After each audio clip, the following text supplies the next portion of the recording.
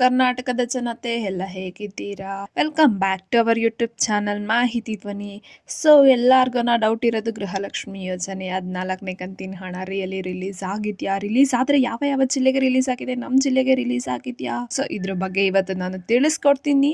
ಹೌದು, ಏನು ಗೃಹಲಕ್ಷ್ಮಿ ಯೋಜನೆ 14ನೇ ಕಂತಿನ ಬಗ್ಗೆ ತುಂಬಾ ಗೊಂದಲಗಳಿದೆ. ತುಂಬಾ ಕಾಮೆಂಟ್ ಸೆಕ್ಷನ್ ಅಲ್ಲಿ ಹಾಕ್ತಿದ್ದೀರಾ, ಇಲ್ಲ ಮೇಡಮ್ ನಮ್ಗೆ 14ನೇ ಕಂತಿನ ಹಣ ಬಂದಿಲ್ಲ, 13ನೇ ಕಂತಿನ ಹಣ ಬಂದಿಲ್ಲ ಅಂತ. ಬನ್ನಿ ಅದ್ರ ಬಗ್ಗೆನೇ ಇವತ್ತು ಡೀಟೇಲ್ ಆಗಿ ತಿಳಿಸ್ಕೊಡ್ತೀನಿ. ನಾನು ಇವತ್ತು ನಿಮ್ಗೆ ಒಂದು ಇಂಪಾರ್ಟೆಂಟ್ ವಿಷಯನೂ ಕೂಡ ತಿಳಿಸ್ಬೇಕು ಗೃಹಲಕ್ಷ್ಮಿ ಯೋಜನೆ ಬಗ್ಗೆ. ಅದ್ರ ಬಗ್ಗೆನೂ ಮಾತಾಡೋಣ. ಬನ್ನಿ ವಿಡಿಯೋನ ಸ್ಟಾರ್ಟ್ ಮಾಡೋಕ್ಕಿಂತ ಮುಂಚೆ ನೀವೇನಾದ್ರೂ ನಮ್ಮ ಚಾನಲ್ಗೆ ಸಬ್ಸ್ಕ್ರೈಬ್ ಮಾಡ್ಕೊಂಡಿಲ್ಲ ಅಂದ್ರೆ ದಯವಿಟ್ಟು ಚಾನಲ್ಗೆ ಸಬ್ಸ್ಕ್ರೈಬ್ನ ಮಾಡ್ಕೊಂಡು ವಿಡಿಯೋನ ಆದಷ್ಟು ಎಲ್ಲರಿಗೂ ಶೇರ್ ಮಾಡಿ ಅಂತ ಕೇಳ್ತಾ, ಇನ್ನು ವಿಡಿಯೋಗೆ ಲೈಕ್ ಕೊಟ್ಟಿಲ್ಲ ಅಂದರೆ ದಯವಿಟ್ಟು ವಿಡಿಯೋಗೆ ಲೈಕ್ ಕೊಟ್ಬಿಟ್ಟು ವಿಡಿಯೋನ ನೋಡಿ. ಸೊ ಹೌದು, ಏನು ಗೃಹಲಕ್ಷ್ಮಿ ಯೋಜನೆ 13ನೇ ಕಂತಿನ ಹಣ ಪಡ್ಕೊಂಡ್ಮೇಲೆ 14ನೇ ಕಂತಿನ ಹಣಕ್ಕೋಸ್ಕರ ತುಂಬ ಕಾಯ್ತಾ ಇದ್ರಿ. ಯಾಕಂದರೆ 14ನೇ ಕಂತಿನ ಹಣ ಅಕ್ಟೋಬರ್ ತಿಂಗಳದ್ದು, ಅಕ್ಟೋಬರ್ ಮುಗೀತು ಆದ್ರೂ 14ನೇ ಕಂತಿನ ಹಣ ಬಂದಿಲ್ಲ. ಸೊ ತುಂಬ ಜನಕ್ಕೆ ಡೌಟ್ ಇತ್ತು, 14ನೇ ಕಂತಿನ ಹಣ ಯಾವಾಗ ರಿಲೀಸ್ ಮಾಡ್ತಾರೆ, ಈ ತಿಂಗಳ ನೆಕ್ಸ್ಟ್ ತಿಂಗಳ ಅಂತ. ಸೊ ಇದೇ ಹಿನ್ನೆಲೆಯಲ್ಲಿ ಲಕ್ಷ್ಮೀ ಹೆಬ್ಬಾಳ್ಕರ್ ಅವರು ಕೂಡ ಒಂದು ಸ್ಪಷ್ಟನೆನ ನೀಡ್ತಾರೆ. ನಾವು 14ನೇ ಕಂತಿನ ಹಣನ ನವೆಂಬರ್ 15ರ ಒಳಗೆ ರಿಲೀಸ್ ಮಾಡೋಕ್ಕೆ ಟ್ರೈ ಮಾಡ್ತಾ ಇದ್ದೀವಿ ಅಂತ. ಹಾಗೇನೆ ಕೂಡ ನವೆಂಬರ್ 15ರ ಒಳಗೇನೆ ಗೃಹಲಕ್ಷ್ಮಿ ಯೋಜನೆಯ 14ನೇ ಕಂತಿನ ಹಣನ ರಿಲೀಸ್ ಮಾಡಿದ್ದಾರೆ. ಇವನ್ ತುಂಬ ಜನ ಕೂಡ ಪಡ್ಕೊಂಡಿದ್ದಾರೆ 14ನೇ ಕಂತಿನ ಹಣನ. ಇವನ್ ನಾನೇ ಖುದ್ದಾಗಿ ವಿಚಾರಿಸಿದ್ದೀನಿ, 14ನೇ ಕಂತಿನ ಹಣ ರಿಲೀಸ್ ಮಾಡಿದ್ದಾರೆ. ಏನು 13ನೇ ಕಂತಿನ ಹಣ ನೀವು ಪಡ್ಕೊಂಡಿದ್ದೀರಾ ಅಂದರೆ 14ನೇ ಕಂತಿನ ಹಣ ಯಾವುದೇ ಪ್ರಾಬ್ಲಮ್ ಇಲ್ದಲೆ ನಿಮ್ಮ ಖಾತೆಗೆ ಬಂದು ಜಮಾ ಆಗುತ್ತೆ.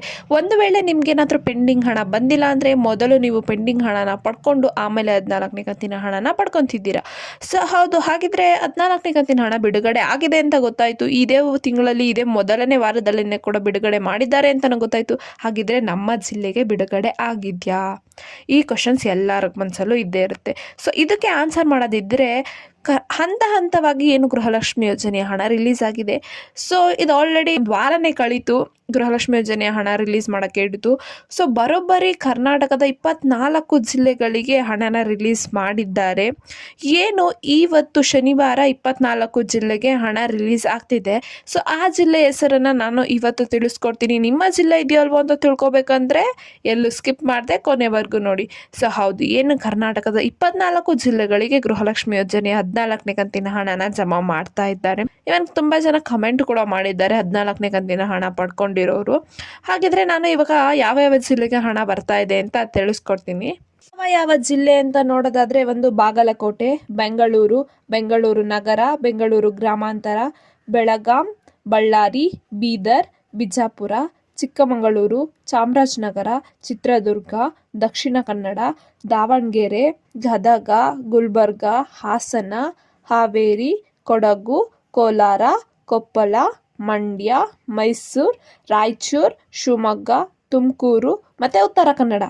ಸೊ ಇಷ್ಟು ಜಿಲ್ಲೆಗೆ ಗೃಹಲಕ್ಷ್ಮಿ ಯೋಜನೆ 14ನೇ ಕಂತಿನ ಹಣನ ರಿಲೀಸ್ ಮಾಡಿದ್ದಾರೆ.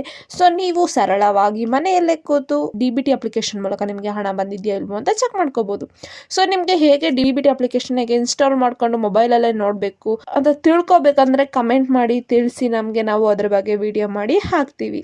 ಮತ್ತು ಇನ್ನೊಂದು ಮೇನ್ ಇಂಪಾರ್ಟೆಂಟ್ ವಿಷಯ ಏನಪ್ಪ ಅಂದರೆ ಗೃಹಲಕ್ಷ್ಮಿ ಯೋಜನೆಯ ಹಣ ಬರಬೇಕು ಅಂದರೆ ನಿಮ್ಮ ದಾಖಲೆಗಳು ಎಲ್ಲ ಸರಿ ಇರಬೇಕು. ಮೇಯ್ನಾಗಿ ಆಧಾರ್ ಕಾರ್ಡು, ನಿಮ್ಮ ಬ್ಯಾಂಕ್ ವಿವರಗಳು ಮತ್ತು ನಿಮ್ಮ ರೇಷನ್ ಕಾರ್ಡ್. ಇವಾಗ ತುಂಬ ರೇಷನ್ ಕಾರ್ಡು ರದ್ದಾಗಿದೆ, ಅದರ ಬಗ್ಗೆನೂ ವಿಡಿಯೋ ಮಾಡಿ ನಾನು ಹಾಕಿದ್ದೆ. ಯಾವ ಯೋಜನೆಗಳ ಫಲನ ಅವರು ರದ್ದು ಮಾಡ್ತಾರೆ ಏನಾದರೂ ರೇಷನ್ ಕಾರ್ಡ್ ರದ್ದಾಗಿದ್ರೆ ಅಂತ. ಸೊ ಆ ವಿಡಿಯೋ ನೋಡಿಲ್ಲ ಅಂದರೆ ದಯವಿಟ್ಟು ವಿಡಿಯೋ ನೋಡಿ. ಸೊ ಇಷ್ಟು ಪ್ರಮುಖ ದಾಖಲೆಗಳಲ್ಲಿ ನಿಮ್ಮ ಎಲ್ಲ ಇನ್ಫಾರ್ಮೇಷನ್ನು ಕರೆಕ್ಟ್ ಆಗಿರಬೇಕು, ಆವಾಗಷ್ಟೇ ನಿಮಗೆ ಗೃಹಲಕ್ಷ್ಮಿ ಯೋಜನೆಯ ಹಣ ಬರುತ್ತೆ ಹೇಳ್ತಾ ಈ ಮಾಹಿತಿ ನಿಮಗೆ ಇಷ್ಟ ಆಯಿತು ಅನ್ಕೊಂತೀನಿ. ಸರ್ ದಯವಿಟ್ಟು ಚಾನಲ್ಗೆ ಸಬ್ಸ್ಕ್ರೈಬ್ನ ಮಾಡ್ಕೊಂಡು ವಿಡಿಯೋನ ಆದಷ್ಟು ಎಲ್ಲರಿಗೂ ಶೇರ್ ಮಾಡಿ ಅಂತ ಹೇಳ್ತಾ, ಇನ್ನು ವಿಡಿಯೋಗೆ ಲೈಕ್ ಕೊಟ್ಟಿಲ್ಲ ಅಂದರೆ ದಯವಿಟ್ಟು ವಿಡಿಯೋಗೆ ಲೈಕ್ ಕೊಡಿ. ವಿಡಿಯೋ ಇಷ್ಟ ಆದರೆ ನಿಮ್ಮ ಸಪೋರ್ಟು, ನಿಮ್ಮ ಲೈಕು, ನಿಮ್ಮ ಶೇರು, ನಿಮ್ಮ ಒಂದು ಸಬ್ಸ್ಕ್ರೈಬ್ ನಮಗೆ ತುಂಬಾ ಇಂಪಾರ್ಟೆಂಟು. ಕನ್ನಡದವ್ರಿಗೆ ಸಪೋರ್ಟ್ ಮಾಡಿ ಅಂತ ಕೇಳ್ತಾ ಧನ್ಯವಾದಗಳು.